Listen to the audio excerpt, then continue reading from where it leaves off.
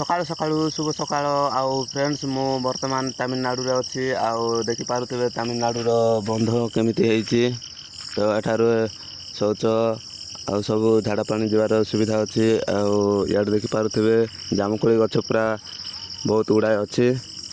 ଆଉ ମୁଁ ତ ଉଠିକି ଇଆଡ଼େ ଆସିଥିଲି ବାଥରୁମ୍। ଆଉ ଏବେ ଯାଉଛି କମ୍ପାନୀ ଭିତରକୁ। ଆଉ ଫ୍ରେଣ୍ଡସ୍, ଦେଖିପାରୁଥିବେ କେମିତି ଏ ଜାଗାରେ ବହୁତ ଗୁଡ଼ାଏ ଗଛପତ୍ର ଅଛି ଆଉ ପୁରା ସୁନସାନ୍। ତ ମୋତେ ତ ବହୁତ ଭଲ ଲାଗୁଛି। ଆଉ ଆପଣମାନଙ୍କୁ କେମିତି ଲାଗୁଛି? ଆଉ ଏମିତି ଜାଗା ଅଛି ତାମିଲନାଡ଼ୁରେ, ତ ଆପଣମାନଙ୍କୁ ଦେଖାଇବା ପାଇଁ କୋସିସ୍ କରୁଛି। ଆର ବନ୍ଧ ବି ଅଛି ବଡ଼ଟା, ଏଟା ଛୋଟିଆ ବନ୍ଧ। ତ ମୁଁ ଛୋଟିଆ ବନ୍ଧରେ ଆସିଥିଲି, ଏବେ ଚାଲିଲି ବଡ଼ ବନ୍ଧରେ। ତ ଫ୍ରେଣ୍ଡସ୍, ଆଉ ଦେଖିପାରୁଥିବେ ଏଇଟା ବଡ଼ କୂଅ। ଆଉ ମୁଁ ମଟର ଚଲାଇବା ପାଇଁ ଆସିଥିଲି।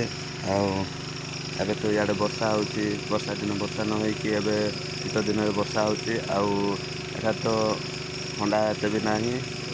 ଆଉ ଯେଉଁଠି ମେଘ ସେଇଠି ବର୍ଷା ହେଉଛି।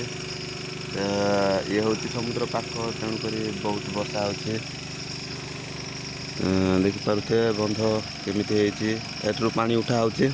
ଆଉ ଫ୍ରେଣ୍ଡସ୍, ଆଜି କାର୍ତ୍ତିକ ପୂର୍ଣ୍ଣିମା ଲାଷ୍ଟ, ତ ଆଜି ବୁଡ଼ ଦେବା କଥା, ଡଙ୍ଗା ଭସେଇବା କଥା। ଆଉ ଆମେ ତ ବାହାରେ ଅଛୁ, ତେଣୁକରି ଏଠାରେ ସେସବୁ ପାଳନ ହେଉନାହିଁ। ତ ବହୁତ ଦୁଃଖର କଥା। ଫ୍ରେଣ୍ଡସ୍, ଆମେ ପଥର ଭିତରରୁ ବାହାରକୁ କାଢ଼ିଥିଲୁ।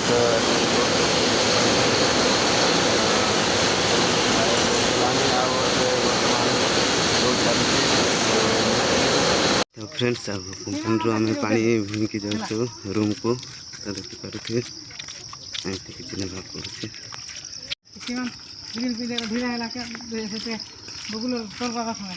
ଆଉ ଦେଖିପାରୁଥିବେ କମ୍ପାନୀରୁ ଆମେ ପାଣି ଭୁଇଁକି ଆଣୁଛୁ। ଏମିତି କିଛି ଭୁଇଁକି ଆଣିବାକୁ ପଡ଼ୁଛି ରୁମ୍କୁ। ଆଉ ମୁଁ ଆଜି ବିସ୍କେଟ୍ ଖାଉଛି। ତ ଆଜି ହେଉଛି ଲକ୍ଷ୍ମୀ ପୂଜା ଲାଷ୍ଟ ଗୁରୁବାର। ତ ଆଜି ଲୋକମାନେ ବହୁତ ଧୁମଧାମରେ ଡଙ୍ଗା ଭସାଉଛନ୍ତି। ଆଉ ଏଠାରେ ତ ଏମିତି କିଛି ପାଳନ ହେଉନାହିଁ। ଆଉ ଦେଖିପାରୁଥିବେ କମ୍ପାନୀ ଭିତରେ ପାଳନ କରାହେଇଥିଲା। ତ ଆମକୁ ଭୋଗ ଦେଇଛନ୍ତି ନଡ଼ିଆ, ତାପରେ ପୁଣି ସେଠାରେ ଚୂଡ଼ା କିଛି ଦେଇଛନ୍ତି ବହୁତ ସୁନ୍ଦର ଭାବରେ।